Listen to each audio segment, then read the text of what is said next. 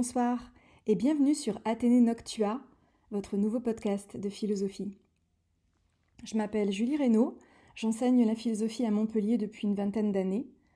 En classe préparatoire essentiellement, grandes écoles, je prépare des élèves à des concours des écoles d'ingénieurs et des grandes écoles de commerce. J'enseigne également à l'université Paul Valéry à Montpellier, où je prépare des étudiants à la licence de philosophie, ainsi qu'au CAPES et à l'agrégation. Lors du dernier confinement, j'ai été amenée à créer une petite chaîne YouTube, sans prétention parce que j'y comprends rien. Seulement, je voulais assurer une espèce de pérennité de mes cours, puisque je ne pouvais pas les assurer en présentiel. Et cette petite chaîne, qui s'appelait Philoscours, a eu une écoute très au-delà de celle que j'attendais de mes étudiants. Vous avez été un certain nombre à aimer ce que je proposais, à me le dire très gentiment, et à m'inviter à continuer cette aventure. Alors pendant ces 2 ans, j'ai eu beaucoup de travail et j'ai eu du mal à répondre à cette demande. Je pense que je suis prête à présent pour vous proposer ce petit podcast. Je pense que ce désir de philosophie que vous avez manifesté, il doit trouver quelques réponses. Alors je sais qu'il y a une offre assez nourrie de choses en philosophie sur des podcasts ou des éléments audio. Mais j'espère apporter peut-être un format un petit peu différent, quelque chose d'un petit peu singulier, en tout cas qui me ressemble. Dans un premier temps, je me filmais, mais je pense que la voix suffit pour transmettre la réflexion, donc je me lance dans ce petit podcast. On verra si je peux tenir sur la durée, c'est ça le grand défi pour moi. J'ai envie de travailler avec vous une fois par semaine, ce qui me semble cohérent par rapport à mon emploi du temps qui est un peu chargé. Donc je préfère m'engager sur quelque chose d'assez humble pour l'instant pour pouvoir le suivre, avec un format qui pourra évoluer en fonction de vos attentes, donc n'hésitez pas à me faire des retours à ce sujet. Cette petite chaîne que j'ai créée, je l'ai appelée donc Athénée Noctua.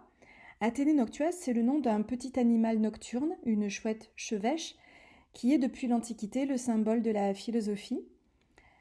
Alors elle est toute petite, cette chouette, elle n'est pas bien grosse, elle est un peu rondouillette, elle est rigolote à voir, elle a des yeux tout globuleux. En tout cas, elle incarne à mes yeux l'ouverture sur la nuit. Elle a une très bonne vue, elle voit clair dans la nuit et elle a aussi une ouïe très fine. Or, je pense que l'écoute est tout aussi essentielle à la philosophie que le discours, le logos, et c'est pour cela que ce petit animal me plaît. D'autre part, c'est une chouette qui, contrairement à l'idée qu'on pourrait s'en faire, et d'ailleurs contrairement à son nom, puisqu'elle s'appelle Noctua, nocturne, est un oiseau de jour comme de nuit. Elle a une vie diurne et une vie nocturne. C'est-à-dire qu'elle symbolise à mes yeux la transition à l'intérieur de notre journée entre notre vie active et notre vie contemplative ou méditative du soir. C'est pour cela que j'ai décidé de vous proposer ce rendez-vous hebdomadaire en fin de semaine, le vendredi soir, lorsque nous en avons fini avec les affaires courantes, avec notre semaine de travail, lorsque la vie active ralentit un peu, qu'on peut enfin débrayer un petit peu, qu'on peut se sentir presque en vacances et réfléchir enfin à ce qu'on a fait, à nos activités. Lorsque la nuit tombe, et c'est pour cela que j'ai sous-titré ainsi mon podcast, La philosophie à l'heure bleue, tout bleuit. Vous connaissez sans doute cette heure magique qui change d'ailleurs au long de l'année, où tout à coup tout bleuit. C'est une heure qui a été très appréciée par les réalisateurs au cinéma, parce que c'est une heure qui produit une espèce d'effet d'unité. Tout à coup, tout est beau, parce que tout devient bleu. D'un bleu un peu sombre, c'est le bleu crépusculaire, mais c'est un bleu qui est magnifique et qui gomme sans doute les défauts de la journée, ou du moins qui a ce mérite de changer le regard que nous avons sur le réel, l'embellit aussi, et permet de le voir d'une manière renouvelée. Donc lorsque le monde bleuit doucement dans le crépuscule, eh bien peut-être que l'heure est venue de philosopher un peu. C'est l'heure bleue. Je vous proposerai une petite demi-heure où nous réfléchirons à un sujet de dissertation. Alors je suis consciente que disserter en une demi-heure est impossible, et cela veut dire que la dissertation que je vous proposerai pourra se déployer sur plusieurs moments d'une demi-heure chacun, sachant que je proposerai de traiter 2 ou 3 paragraphes, c'est-à-dire 2 ou 3 idées, arguments nourris sur chaque demi-heure. Travailler sur la dissertation, c'est une manière pour moi de réhabiliter un exercice que j'aime beaucoup et qui est aussi une manière pour moi de le revivifier un peu, puisque J'écoute autour de moi de la philosophie sur des plateformes et je vois que cet exercice de la dissertation est très peu utilisé ou un peu relégué. On fait de la philosophie sur des formats plus courts, peut-être plus distrayants ou attrayants que celui que je vous proposerai. Ce serait peut-être un peu chiant ce que je vous raconterai, mais je fais un pari, c'est que je vais vous proposer une lecture qui s'accommode de cet exercice qui s'origine très très loin dans notre culture. Et cet exercice, je l'aborderai sous un angle qui ne sera pas que technique. C'est très important pour moi. Je ne suis pas là pour me substituer à vos professeurs de philosophie, mais plutôt là pour que la dissertation vous apparaisse comme un vrai exercice, non pas scolaire, donc je ne vais pas vous rendre meilleur en dissertation, ce n'est pas mon ambition, mais un exercice qui aide à réfléchir mieux et qui s'affronte à la difficulté. Donc, comme vous l'avez bien compris, je ne donnerai pas dans la dissertation express, c'est pas ma manière. Je vais prendre le temps de déployer l'analyse d'un sujet, prendre le temps de questionner aussi le vécu qui est à l'origine de ce sujet, puisque tout part d'un vécu et c'est ça qui m'intéresse.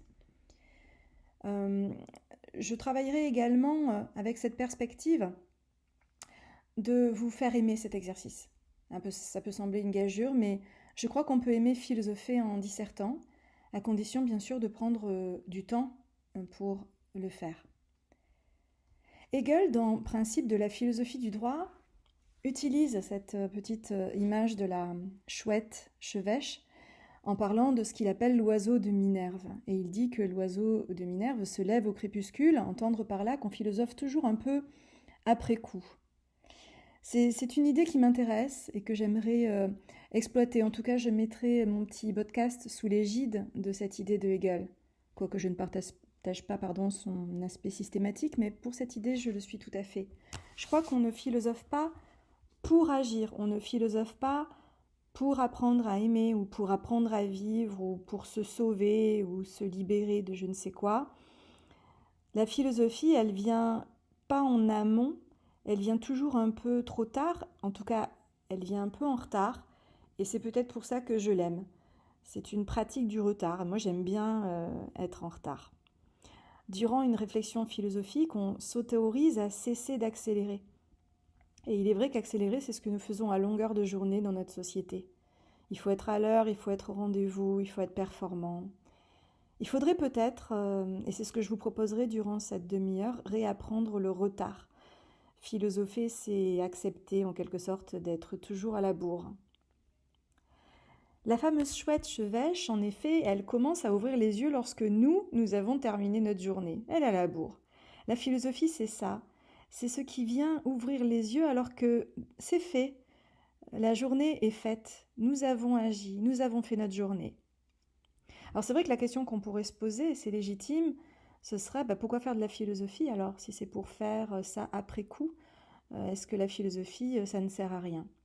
Je suis assez d'accord avec cette idée que la philosophie, ça sert à rien, et partez de ce principe que ce que nous dirons pendant une demi-heure le soir, ça ne nous servira pas à réparer nos erreurs, ni à anticiper sur les choses à faire pour les faire mieux que nous ne les aurions faites sans la philosophie.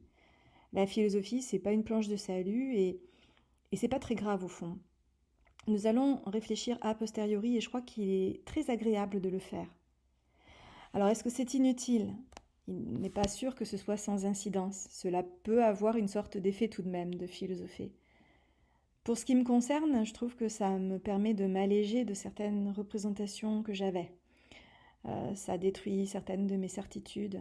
Ça me permet de prendre de la distance par rapport au discours ambiant, ce que je reçois dans la vie courante, dans l'action, et dont j'ai l'impression souvent de m'être chargée ou alourdie. J'ai besoin, et la philosophie m'aide à ça, de prendre un peu de recul sur le sérieux de la journée, l'esprit de sérieux qui, moi, me fait du mal et m'alourdit. Donc, j'espère que la philosophie que je vous proposerai, elle aura au moins cette vertu d'alléger un peu quelque chose, c'est-à-dire de prendre certaines de nos idées reçues, de nos certitudes ou représentations bien ancrées et de les faire bouger un petit peu.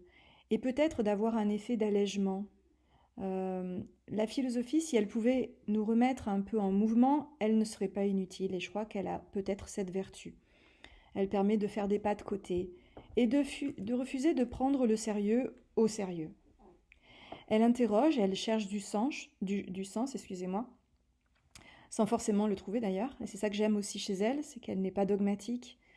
On empruntera un chemin, je vous assure pas du tout qu'on aboutisse. J'ai une approche un peu aporétique des problèmes de philosophie, comme la philosophie antique me l'a enseigné. Aporétique, mot barbare pour désigner un chemin qui ne mène nulle part. Donc vous voyez que je vais vous accompagner pendant une demi-heure sur un bout de chemin et puis on verra bien où ça nous mène, hein.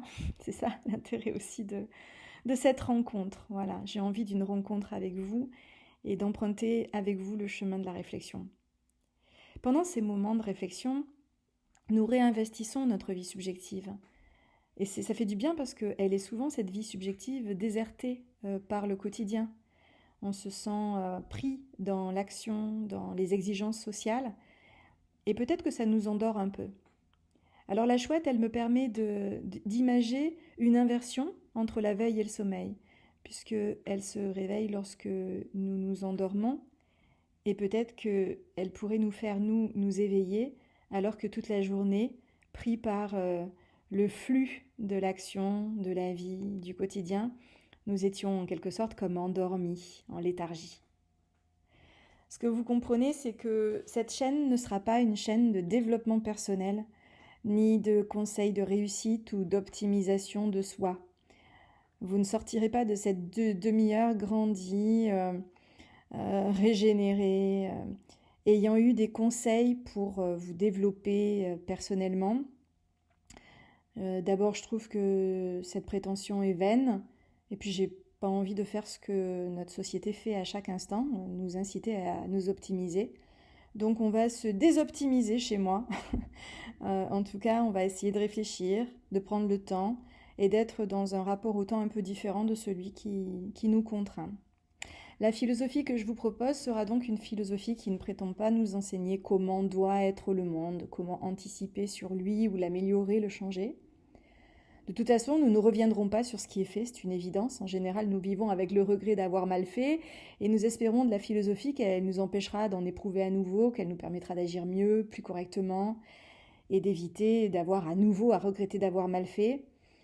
Je pense que la philosophie ne permet peut-être pas cela, en tout cas je doute qu'elle ait un vrai pouvoir en amont, mais son action en aval n'est pas négligeable, d'où ce choix d'un moment de vide relatif, de loisir, ce qu'on appelait la scolée dans l'Antiquité, le loisir. Vous voyez, l'école, c'est le loisir. Un moment de loisir en fin de semaine et en fin de journée. Voilà, ça s'impose ce vendredi soir. Cette sortie de la semaine, ce sera notre temps rien qu'à nous, il nous appartiendra. Alors c'est vrai que penser demande du temps, penser en philosophie plus encore. Il nous faudra ralentir et nous mettre au diapason d'une heure suspendue, cette heure magnifique qui dure peu, à peu près une demi-heure, mais qui ouvre sur une nuit à venir magnifique. Ce temps pour des choses qui ne sont pas des choses utiles, j'entends par là l'utilité sociale ou économique. Philosopher, c'est un peu comme danser, faire de la musique, écrire, créer, se balader dans la nature, manger un bon plat, boire un bon vin. C'est le sel de l'existence. Ça ne sert à rien et c'est pourtant tellement essentiel. Alors j'espère que nous allons pouvoir apporter un peu de sel à notre soirée. Nous serons peut-être un peu fatigués par la semaine, c'est pas grave, je vous proposerai un format assez léger, parce qu'une demi-heure, ça n'engage pas à de longs efforts de concentration ou d'implication. Mais en une demi-heure, on peut déjà pas mal avancer, questionner nos pratiques, nos façons de penser, et commencer à s'en alléger un peu aussi. Voilà la proposition que je vous fais. Je vous remercie de tous les encouragements que vous m'avez adressés, puisque cette chaîne va exister parce que vous m'en avez donné envie. Et c'est bien d'être désirant. Je suis contente que vous m'ayez éveillé ce désir. Je vous remercie du témoignage de votre enthousiasme, de votre sympathie dans la chaîne précédente. Vous avez été nombreux à relayer mes petites vidéos sur la chaîne YouTube Philoscours en me disant « on a envie de continuer cette aventure avec vous ». Eh bien, chiche, on va le faire. Je vous en remercie, elle existera parce que vous m'en avez donné l'envie. J'espère que vous serez fidèles à ce petit rendez-vous. Et vous vous souvenez, je ne vous apprends rien. Si vous aimez, abonnez-vous. Alors bienvenue sur cette demi-heure hebdomadaire pour philosopher à l'heure bleue avec moi.